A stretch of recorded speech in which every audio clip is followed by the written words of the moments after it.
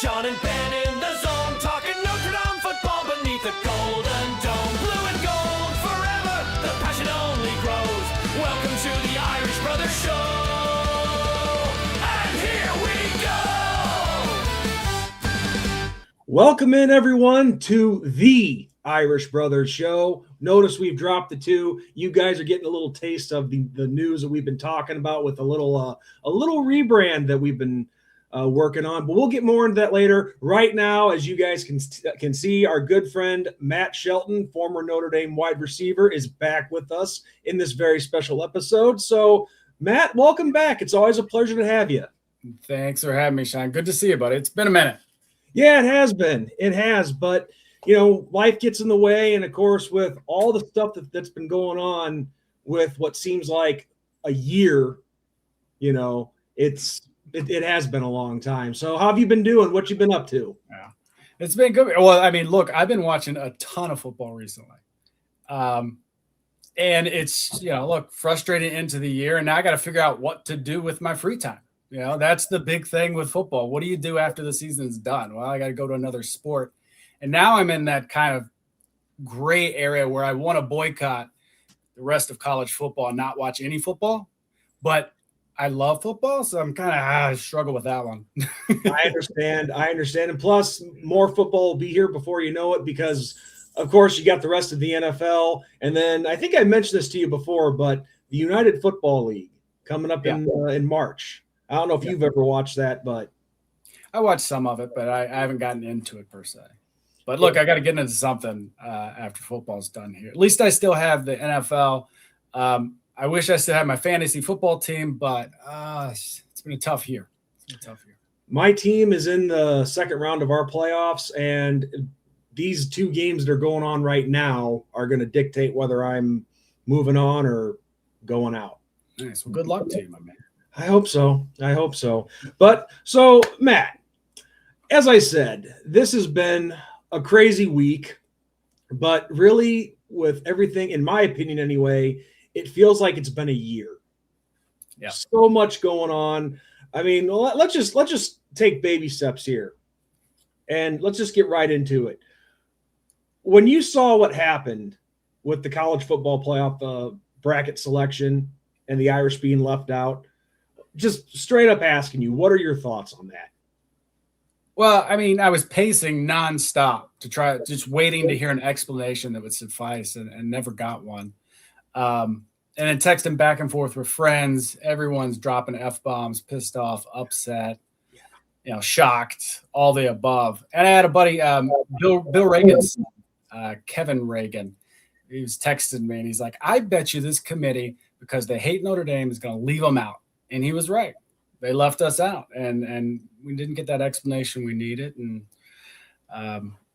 very unfortunate situation, and there are a lot of problems that need to be fixed with college football. Well, all I know is, and you might have a different opinion. Everybody does. We're all entitled to one. Yep.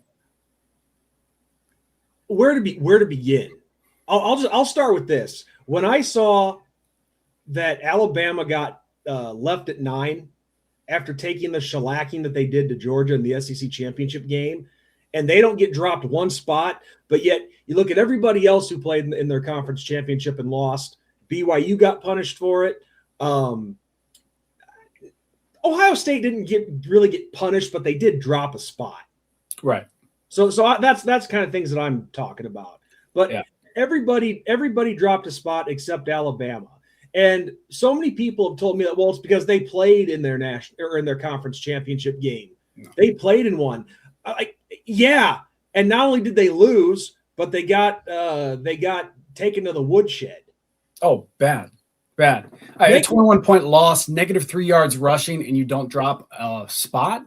That's behind the scenes stuff. That's just people not doing the right thing. And, I wasn't even upset as much. I wasn't as upset about that as I was the week before. Rivalry week, when we go out and we play at midnight at Stanford and we beat them by 29. Yeah, it's Stanford. I get it. But it's 29 points. We look good. And Jeremiah Love didn't play but half the game probably. He wasn't up. He had a little setback, a little injury. Yeah. So you don't want tamper him down a little bit, keep him healthy for the playoffs, right? And we get jumped by Bama. Bama was winning 17-0 on the road at Auburn. Auburn is a 5-7 team at the end of the year. Interim head coach that fired their head coach, and they were up 17-0. Ended up winning by 7 points, 27-20. And you're telling me they played so well against a 5-7 team, a losing team who Auburn's 5 wins this year: Baylor, Ball State, South Alabama, Arkansas, Mercer. And you're telling me they deserve to jump Notre Dame? No, they did not.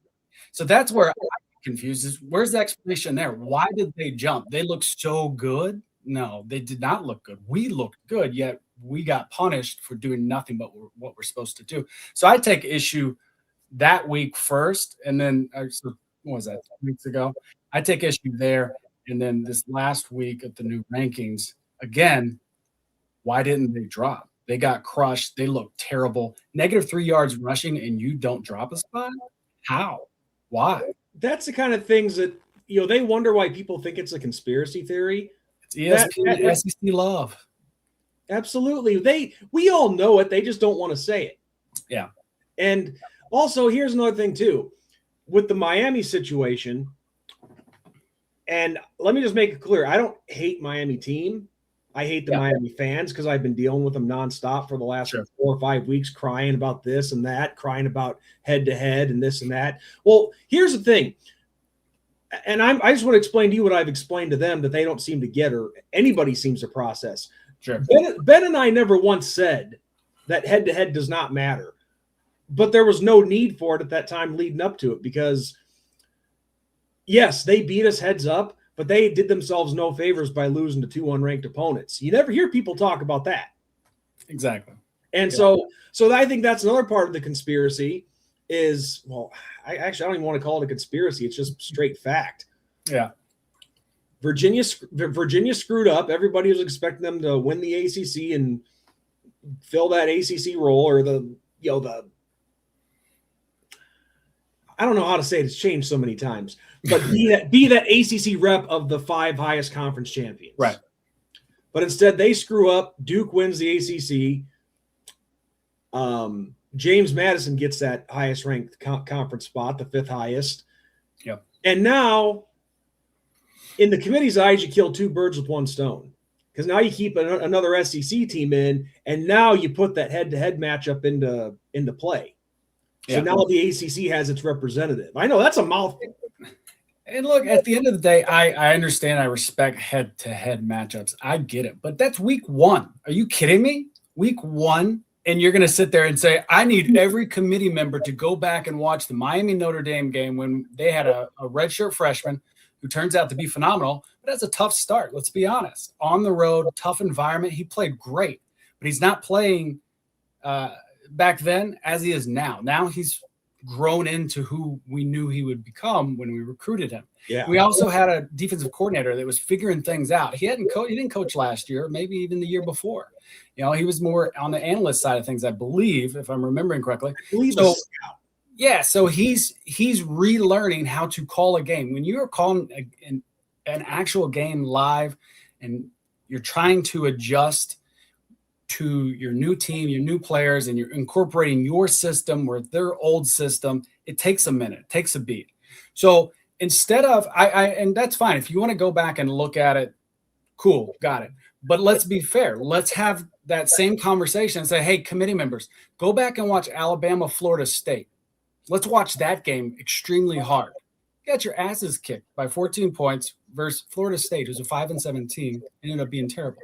So you're going to say that our game is so important, they jump us, but Bama's game at Florida State in week 1 isn't that important. Don't look at it, and let's not drop you because of it ever. Let's just keep you where you are because you're Bama. I get it. That's fine. Yeah, it's like, and everybody wants us to join a conference so bad. And what? You really think if that was us, do you really think we would get punished for or rewarded for losing like Alabama did? No. Come on. It's just, if we didn't have an NBC contract and we had an ESPN contract, maybe. Good point. I didn't think about that. But this is what I've been saying on our videos and shorts that we've been doing ever since last week. When it comes to Notre Dame, whether it's the committee, the NCAA, the haters, whatever, they're always going to find some way to move the goalpost. For sure. Because let me give you my theory, Matt. Let's say we were in the ACC this year as full-time members. Yeah. And we finished with the same record, lost to Miami, all that stuff. We finished 10-2. We go to the ACC championship, play Duke, Virginia, whoever, beat them, win the ACC championship. Make the playoffs. Mm-hmm. What do you think everybody's going to be saying then? They're going to be saying, oh, well, the only reason you guys made the playoffs and won it is because you played in a weak conference. Oh, yeah. So there's always something. Yeah. Conference or no conference, it will not stop when it comes to the Irish. Yeah. Yeah. I agree 100%. And just let me clear it up. I'm not mad that Miami's in. I think Miami's a good team. If you look at Alabama, that's the one I'm pissed about. Very obvious in this conversation. That's one that just doesn't make sense. I get it. We can see differently on a week 1 loss at Miami. We can see that different, and I can respect the idea that head-to-head's going to jump. I get it, but if we're looking at eye test, which I think is much more important than a week 1 head-to-head, Notre Dame's above Miami, my opinion. But Bama's the one that just doesn't make any sense to me. So, congrats to Miami. Congrats to Bama for having Nick Saban win tons of national championships and get a huge contract with ESPN. That's great for you guys. And, I think, honestly, if we were in this playoffs, we would be in the championship game again with a chance to win the national championship. And I believe John Gruden came out and said, you know what, screw it. After it's all over, one of you guys come out and play Notre Dame head-to-head, man-to-man, and let's see who the real champion is. And I guarantee Notre Dame would win. I'd love to see that. I would love to see. You'll never see it, but that I loved when Gruden said that. Let's play after it. Let's just meet up, man-to-man, back alley. We'll take it to the shed house for sure. Oh, you want to talk about ratings? That'll get a bunch of ratings. Man, that's a matchup people would want to see. They want to see Notre Dame in there. You don't want to see. Look, and I'm Tulane's in there, James Madison's in there. Good for them. Are they going to win a game? No. That's just the reality of it. So I want to see the top 12 teams. I don't necessarily want to have the inclusion aspect of college football come into play, which is what we're doing. I understand you want to give them incentives. You want to do something like that.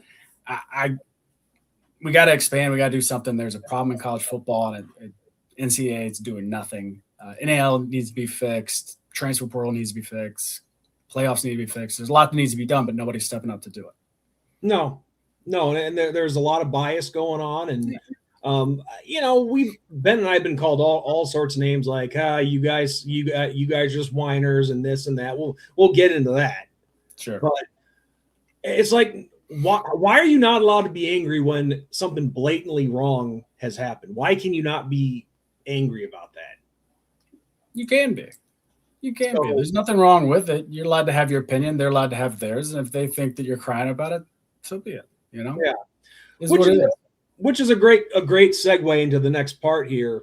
So obviously, as you've seen too, Notre Dame declined a bowl bid. Yep. Excuse me. And then Pete Bevacqua, the current Notre Dame AD, said what he had to say, and that's where a lot of the you guys are whiners and you're taking your ball and going home like a bunch of babies are coming in. Yep.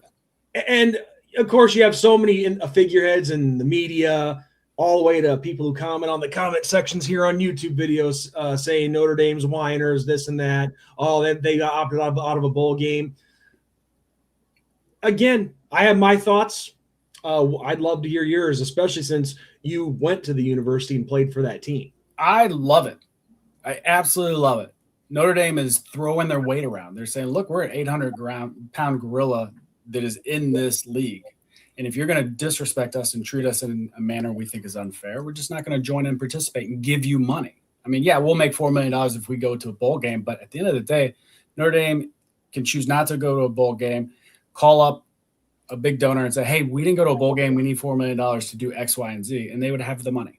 So it's not about the money. It's about principle. And Notre Dame feels that, I think, correctly, feels that they were screwed out of an opportunity. And it's not just about the university. It's about the kids. They busted their ass from week 2, lost to A&M at home by 1 point, and did everything possible to crush their opponents, pass the eye test, and say, hey, we're not the same team from week 1 and week 2.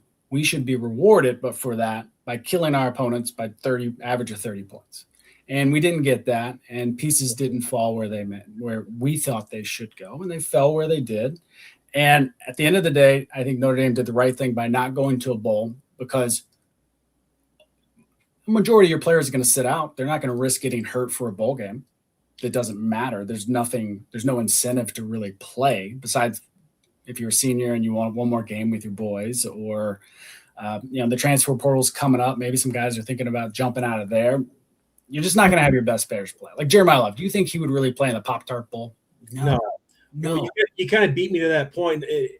At the same time, what trophy would you rather have in your trophy case? Would you rather have the playoff, the ones that you win through going through the playoffs, or especially that national title trophy, or the Pop-Tart Bowl trophy? You just don't want it. You don't want it. And having like guys come out and say, Bevacqua did not handle himself appropriately by, coming after the ACC and whining and crying. I don't see it that way.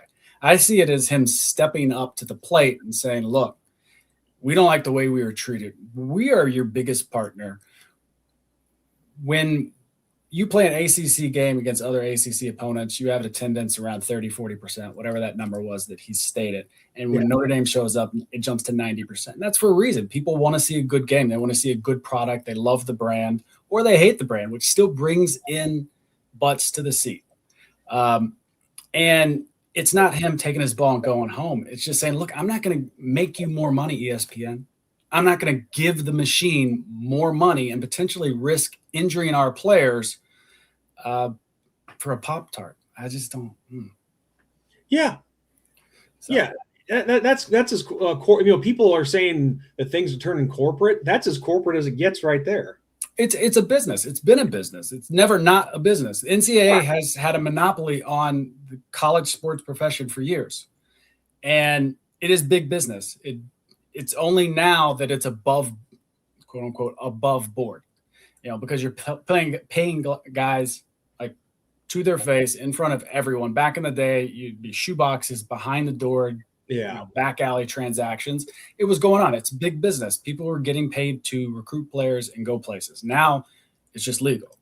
So the machine is just getting bigger and bigger, and it's out of control. And the NCAA has never had reins on it anyways. As long as they're getting paid, what do they care? Yeah, exactly. I mean, it seems like it seems like they're very selective when they care.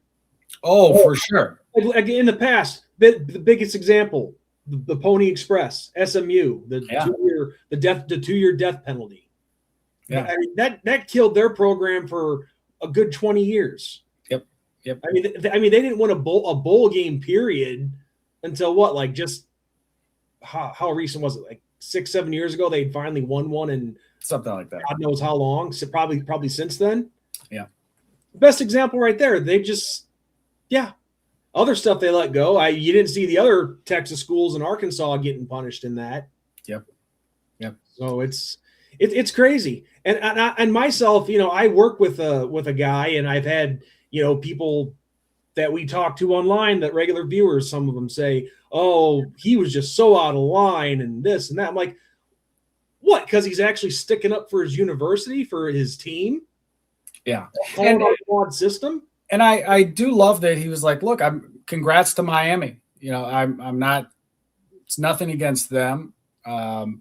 It's the ACC conference coming out and putting side-by-side comparisons and really pitting us against them instead of raising up Miami. They decided to go, I don't want to say against, or I mean, it is attacking. I don't know how else it couldn't be, but I guess it is against Notre Dame. It's attacking them. Instead of just throwing up stats and saying, look, we were this, Miami's this, Miami's that. It's like, no, this shadow university that we beat in week 1. Oh, we're being real sneaky. Miami's better, blah, blah, and things like that. It's just uncalled for, childish. I think it's social media gone wrong. And it's probably some, 25-year-old person that's thought this would be a good idea. I can't imagine that the head of the ACC conference was like, ooh, this is a great idea. Let's run with it.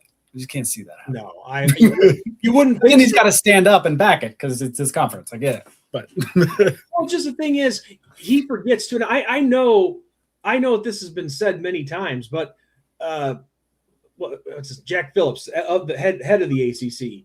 Yeah, you made the attack, but you got to realize something.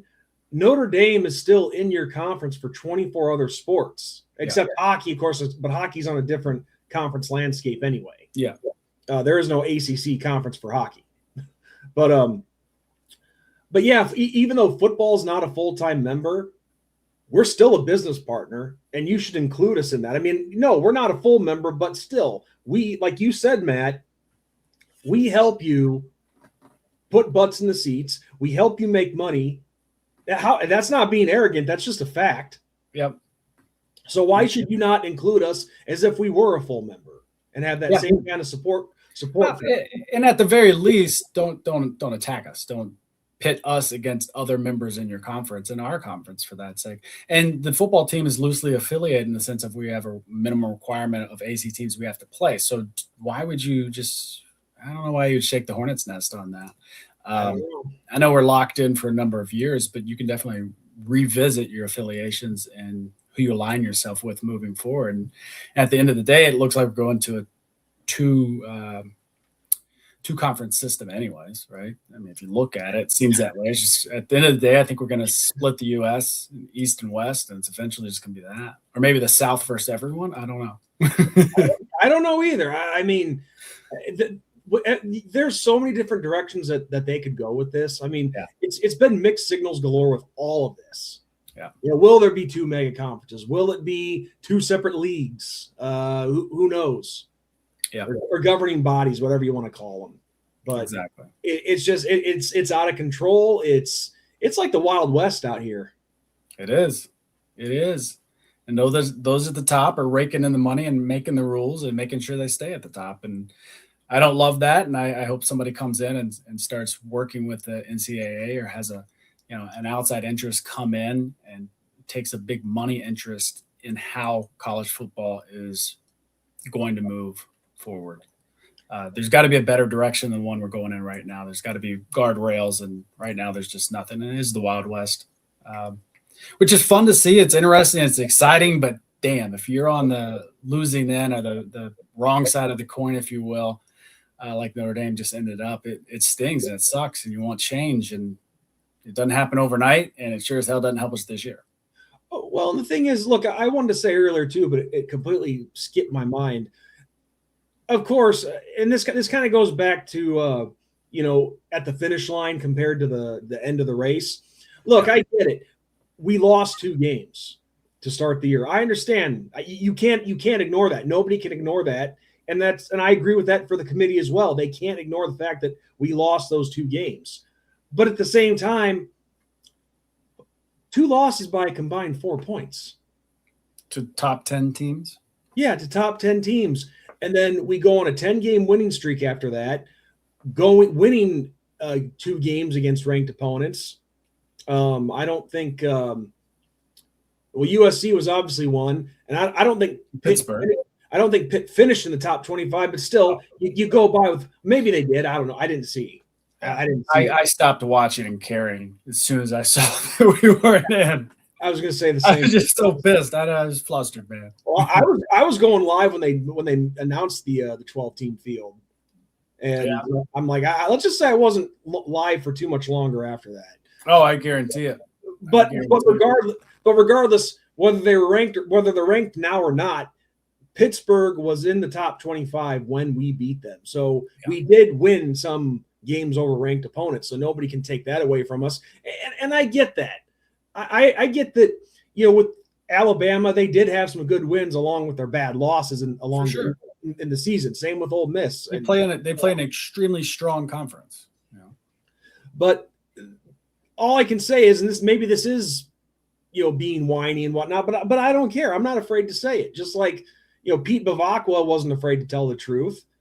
I'm going to do the same. What happened was wrong. It's not whining. It's voicing your opinion. You're allowed to have it. So anyone that says you're whining, shut up. We're not whining. We're allowed to have our opinions. You don't have to agree with it, but I'm not going to, I'm not going to yell at you or get upset with you because I don't agree with you. I'm not going to call you names because I don't agree with you. We don't have to agree, but we can come to an understanding that we're not on the same page when it comes to this. And I'm never going to be on the same page with a team or a person or an entity that says Bama's better than Notre Dame this year. They're just not. No. I don't think they are. And I don't think Miami is either. But if you want to put Miami ahead of Notre Dame because of the head-to-head, cool. I'm fine with that. I can argue against it. And maybe I am whining about that one because you think head-to-head matters. And I guarantee head-to-head matters if it happens in week 10, week 11. But week 1, give me a break. Well, I'll say this. If head-to-head really matters, then Notre Dame needs to claim the 1993 national championship. Oh, we're back to this. I heard. Yeah, I know. I'm quoting other people. I'm repeating that. But I'll tell you this: if the Parrots out there can, my God, Matt. Oh yeah, for sure. All the times in the last week. I mean, it's happened. It's been said a lot before this week, but this week, oh Lord, the Notre Dame needs to join a conference. Notre Dame needs to join a conference. Notre Dame needs to join a conference. I probably see that comment at least 10 times every video. Why? Why does Notre Dame need to join a conference? Here's the thing, is you can take any other school in the country, football-wise, and they cannot go out and be an independent. They cannot do it. University of Notre Dame is the only university that is structurally set up for football to succeed as an independent team. And we have the backing from donors and alumni and Subway alumni who love the university so much and want the university to stay independent with football. It's never going to happen unless literally every conference says we're not playing you. That's the only way it happens. How else could it happen? Because you want Notre Dame to come in because, as we said, butts sit in the seat when Notre Dame shows up. It's either because they hate us or they love us or they secretly love us even though they act like they hate us. Yeah. Well, it just, not trying to go, everybody knows the history, but I'll just state it for the record anyway. It goes back to when, back in the 20s and 30s, we started going coast to coast, north to south to play teams. That's how we built that following. That's how, long story short, that's how the money rolled in. Well, and also we tried to get into a conference and the Big Ten wouldn't let us in. Michigan said no. Because we're a Catholic university, they said no. That's what I read. I wasn't there. I don't know. But that's what I read. So at the end of the day, we've tried to get into a conference and you guys made us become independent. And we're sticking by that. It's become part of the bloodline that is Notre Dame. Independence, we stand alone, we stand together. Well, and also back in 2020, and I know COVID caused this, of course, but we were in a conference. We showed we could handle it just fine. Yeah, it was the ACC, but hey, that was the year everybody wanted us in the conference. They got it. So, yeah. And even then it was making excuses like, oh, the only reason you guys beat Clemson was because Lawrence didn't play. And yeah. It's always something. That's sports. Yeah. I get it. Yeah. So exactly. You made a great point because it's not like independence is a Notre Dame exclusive here. Any one of these schools could do it. Well, sorry to cut you off, but BYU, they joined the conference. Did that help them? They were independent. It depends how you look at it. I mean, I don't think it helped them. I don't think it helped them at all because they got beat in their conference agreement. They dropped. Maybe they should have went to the SEC. That aspect, yes. Yeah. Yeah. They picked the wrong conference. Yeah, I guess so. But you could say too that that's the closest they'd been to, winning a conference champion or a major conference because they'd played the Mountain West before, but they were independent as well. For a while. So what's their incentive to be in a conference? They just went to the championship game and they dropped, and they only lost by 29 points, 27 points. How many points was it? 27 points. They lost by 27 points. Yeah, they got manhandled both times against Tech. Yeah, that's it. If they're in the SEC, they would have stayed right there, no question about it. So they just picked the wrong conference. I'm just saying. Yeah, but their schedules are so much better than ours. I mean, yeah, I would love to play Portland State every year, and look, at the end of the day, Notre Dame schedules the best teams they can, and our schedule is as strong as it can be. We aren't in a conference, okay? Yes. Pitt sometimes has a down year. Syracuse has a down year. Navy sometimes has a down year. But that's not our doing. When we schedule them, we think they're going to be good. We're hoping that they're going to be good. And it is what it is. Same with the ACC. They're hoping the conference is going to be phenomenal this year. Ends up not being phenomenal. Do you ding them for it? Maybe, maybe not. SEC. Oh my God, Penn State this year started off first, I think, 3 FCS teams or something. They weren't even FBS guys. So if we were in a conference, would we start scheduling Portland State or University of Chicago? I don't know. Yeah. We're going to start scheduling like that. Do you want us to do that? I don't think anybody wants to see Notre Dame play those guys. I think you want to see Notre Dame play brand name teams, and that's Pittsburgh, Syracuse, Navy. Those are brand names people like, people want to see, people want to watch. Did they have a great year? Some did, some didn't. And that's a Notre Dame schedule. But you're going to get brand names. You're going to get teams that people want to watch, people care about, and we're hoping for a good game. We schedule these things, years in advance. Yeah, exactly my point. Like when we scheduled Arkansas, Wisconsin. Oh my God, all these other teams. How are we supposed to know that they're going to be down when we buy that time? Exactly. I mean, even though like Boise State, even though they didn't have their star from last year, it was now with the Raiders, that Ashton Jainty. Yeah, they're still a pretty good team. Yeah, they won the Mountain West. Exactly. But still, I mean, they're known for playing spoiler and all that and so on. But the bottom line is you don't know how a team is going to be 7 or 8 years down the road. No, you hope for the best. You hope they stay up. Exactly. And we can't lean on a conference to do that for us. We have to be active and try to get teams to play us. And we're projecting that they're going to be good. That's it. And, they have down years just like everybody else. And especially nowadays, I think it's going to be even more hit or miss because of NIL. You got guys leaving all the time, transfer portals, chasing money, doing all this stuff. So there's no consistency in college football anymore, which is unfortunate because that's one thing I think everyone loved about it. You love rooting for that guy that, he's been there 3 years. He's finally getting his chance. You love that guy. Yeah. You want that guy that's a walk-on and works his way up. Now you're going to see walk-ons work their way up, and then year 5, they're going to transfer and go somewhere else and chase money because maybe they're not quite good enough to stick around in the NFL, but maybe they can go get some money now and get a jump start on the business career. Who knows? I just don't love the direction college football is going. You got to, like I said, put some guardrails on there because I want to root for college football to win and not become a semi-pro league for the NFL, which it's always been kind of an amateur league for the NFL. Now we're semi-pro. I don't want that. That's UFL stuff. That's another league. That's not college. I've always said that, look, petty stuff that guys would get punished for before the NIL, I get it. It's crap. Like a guy having to sit out a half or whatever because he sold something, but that ended up going to charity and said, no, it doesn't matter if it was charity. Doesn't matter if you didn't keep the money. You still sold it. Yeah. So I like the fact that the NIL helps prevent stuff like that with petty financial stuff. Yeah. But there's got to be some kind of regulation on this, not just because of the amount of money, but who you're giving that money to. Like what, like an 18-year-old kid fresh out of high school, as talented as he is, he's not mature enough to know how to handle a few $1 million. No, and people, not just that, but he's going to have people on him trying to get a piece of him. Maybe there's somebody that out there trying to blackmail him. All sorts of things that could go wrong with it. Yep.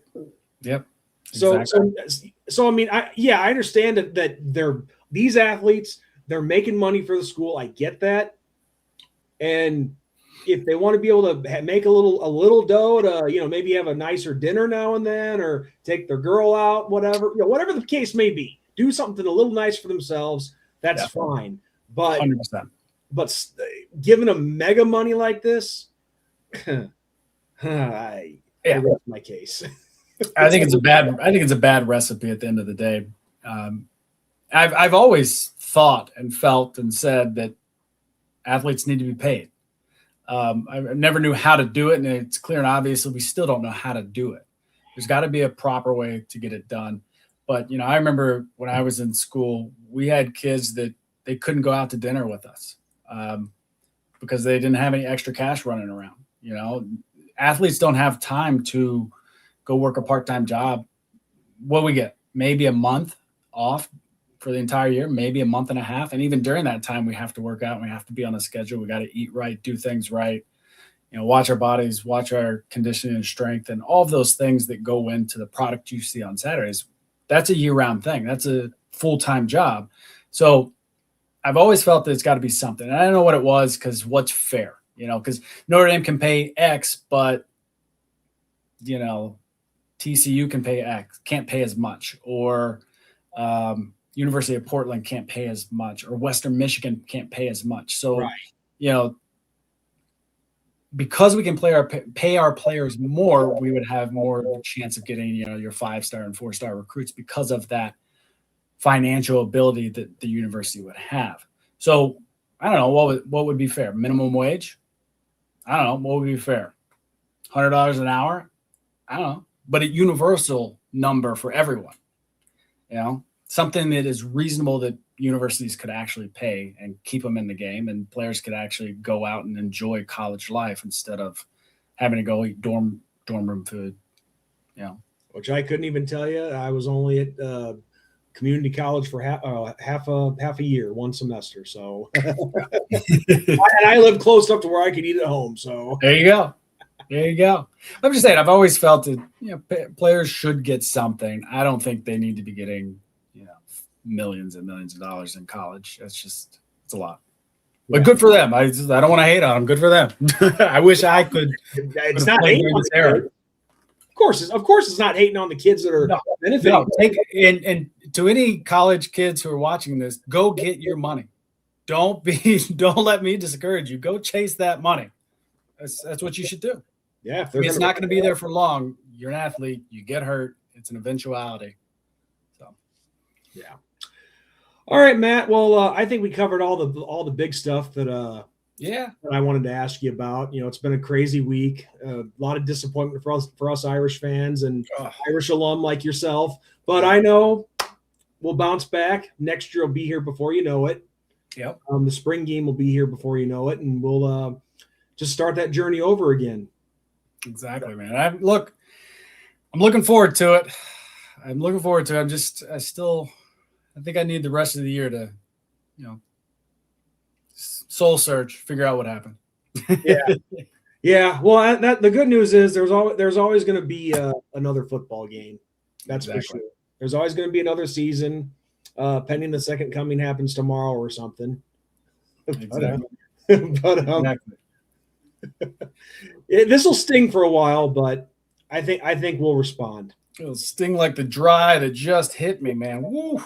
Are you okay? Do you need some eye drops or something? I do. We gotta end this thing so I can go get some eye drops, clean this up. Why do I feeling Ben Stein's gonna step in your video over there and say clear Bueller, eyes? Anyone Bueller? Yeah. All right. Well, Matt, I'll let you tend to that. Thank you again so much for being on to discuss this. It's always great having you on. And so remember, folks, go out and buy Matt's book that he has hanging up behind there, Rising Through Every Fall. I have read it. It is really good. And we'll have to get you on next time to discuss that now that we have some free time in the off season. Love it, my man. Well, if we don't talk before the holidays, Merry Christmas and go Irish. Yes. Merry Christmas to you as well, Matt. Thanks again. And to everybody watching, you know how we end every video. Good night, God bless, and go Irish.